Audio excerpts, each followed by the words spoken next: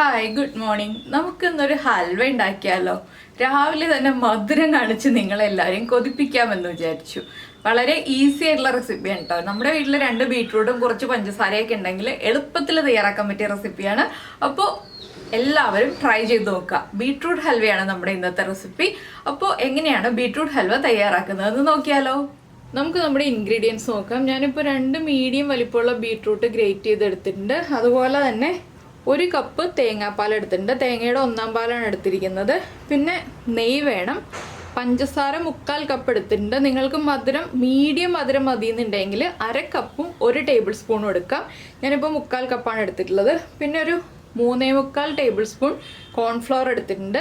കുറച്ച് കാഷ്യൂനട്ട്സും കുറച്ച് ആൽമണ്ട്സും ഒന്ന് ഡ്രൈ റോസ്റ്റ് ചെയ്തെടുത്തിട്ടുണ്ട്. ഡ്രൈ റോസ്റ്റാണ്, നെയ്യിൽ റോസ്റ്റ് ചെയ്തല്ല എടുത്തിരിക്കുന്നത്.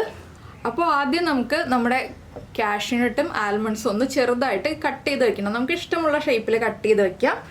അതിനുശേഷം വേണം നമ്മൾ നമ്മുടെ ബൗള് സെറ്റ് ചെയ്ത് വെക്കാനായിട്ട്. നമ്മൾ ഏത് ബൗളിലാണോ നമ്മുടെ ഹൽവ സെറ്റ് ചെയ്യുന്നത് ആ ബൗളിൽ നെയ്യ് തടവി വെക്കണം. അതിനുശേഷം നമുക്ക് ഹൽവ ഉണ്ടാക്കി തുടങ്ങാം. അപ്പോൾ ഞാൻ അത്രയും കാര്യങ്ങളൊക്കെ ഒന്ന് ചെയ്ത് വെക്കട്ടെ.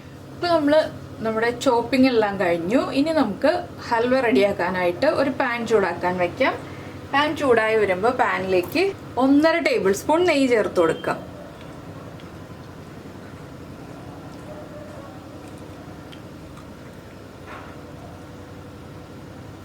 നെയ്യ് ചൂടായി വരുമ്പോൾ നമുക്ക് നെയ്യിലേക്ക് ഗ്രേറ്റ് ചെയ്ത് വെച്ചിരിക്കുന്ന ബീട്രൂട്ട് ചേർക്കാം. ബീട്രൂട്ട് ചേർത്തിട്ട് ഒരു 3-4 മിനിറ്റ് മീഡിയം ഫ്ലെയിമിൽ വെച്ച് വഴറ്റി കൊടുക്കുക. ബീട്രൂട്ടിൻ്റെ ആ റോ ടേസ്റ്റ് മാറി കിട്ടുന്നത് വരെ നമ്മൾ ഇതുപോലെ ഇളക്കി കൊടുത്തുകൊണ്ടിരിക്കണം. ഹൈ ഫ്ലെയിമിൽ വെക്കരുത്. ചെറിയ ബർണറിലാണെങ്കിൽ ഹൈ ഫ്ലെയിമിൽ വെക്കാം, വലിയ ബർണറിലാണെങ്കിൽ മീഡിയം ഫ്ലെയിമിൽ വെക്കാൻ പാടുള്ളൂ കേട്ടോ. അപ്പോൾ ഒരു 3 മിനിറ്റ് അല്ലെങ്കിൽ 3.5 മിനിറ്റ് വരെ നമ്മൾ ഇളക്കി കൊടുത്തുകൊണ്ടിരിക്കുക. അപ്പോൾ ഞാനിത് ഇളക്കി ബീട്രൂട്ട് ഒന്ന് കുക്കായി തുടങ്ങട്ടെ. ഇപ്പോൾ നമ്മുടെ ബീട്രൂട്ട് ഒരു 3.5 മിനിറ്റ് ആയിട്ട് കുക്ക് ചെയ്തുകൊണ്ടിരിക്കുകയാണ്. ഇതിലേക്ക് നമ്മൾ എടുത്തു വെച്ചിരിക്കുന്ന തേങ്ങാപ്പാൽ ചേർക്കാം. തേങ്ങാപ്പാൽ ചേർക്കുമ്പോൾ ലോ ഫ്ലെയിമിലേക്ക് മാറ്റിയിട്ട് തേങ്ങാപ്പാൽ ചേർക്കുക. ഇനി ഈ തേങ്ങാപ്പാലിൽ കിടന്ന് ഈ ബീട്രൂട്ട് ഒന്ന് കുക്കായി വരണം. തേങ്ങാപ്പാലും ബീട്രൂട്ടും നന്നായിട്ട് യോജിച്ച് കുക്കായി വരണം. അതുവരെ നമ്മൾ വീണ്ടും ഇളക്കി കൊടുക്കുക. ഇത് കണ്ടിന്യൂസ് ആയിട്ട് ഇളക്കണ്ട, ഇടയ്ക്കിടയ്ക്ക് ഇളക്കിയാൽ മതി. എപ്പോഴും ഇളക്കി കൊടുക്കേണ്ട ആവശ്യമില്ല. അപ്പോൾ ബീട്രൂട്ടിലേക്ക് നന്നായിട്ട് ആ തേങ്ങാപ്പാലൊക്കെ ഒന്ന് അബ്സോർബായി ബീട്രൂട്ട് സോഫ്റ്റായി കുക്കായി വരട്ടെ.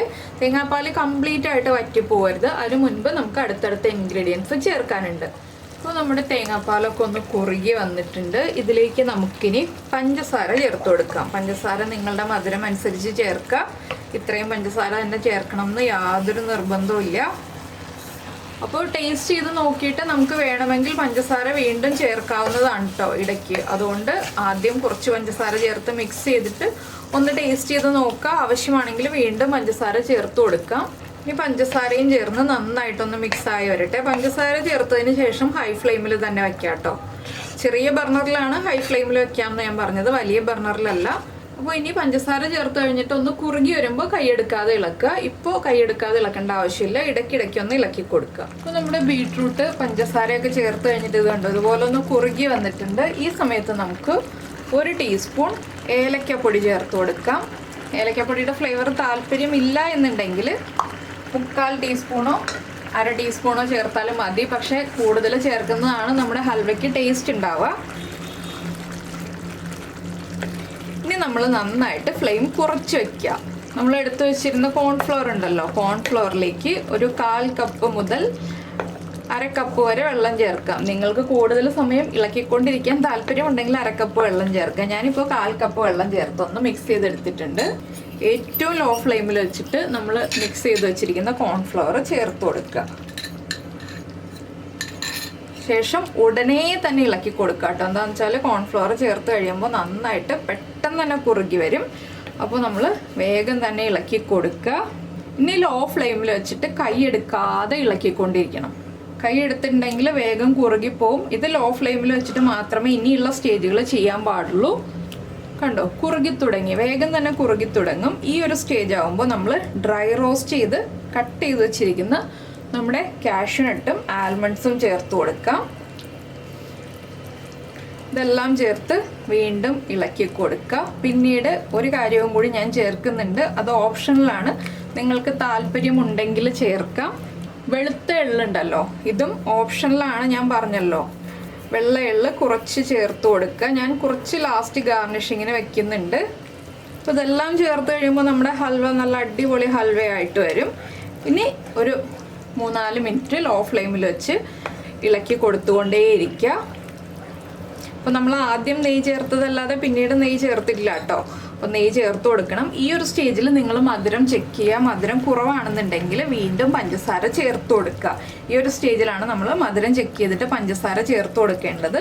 അപ്പോൾ നമ്മുടെ ഹൽവ പാനിൽ നിന്ന് വിട്ട് തുടങ്ങുന്ന ഒരു പാകത്തിലായിട്ടുണ്ട്. ഇനി നമുക്കിതിലേക്ക് ഒരു 1.5 ടേബിൾ സ്പൂണും കൂടി നെയ്യ് ചേർത്ത് കൊടുക്കാം.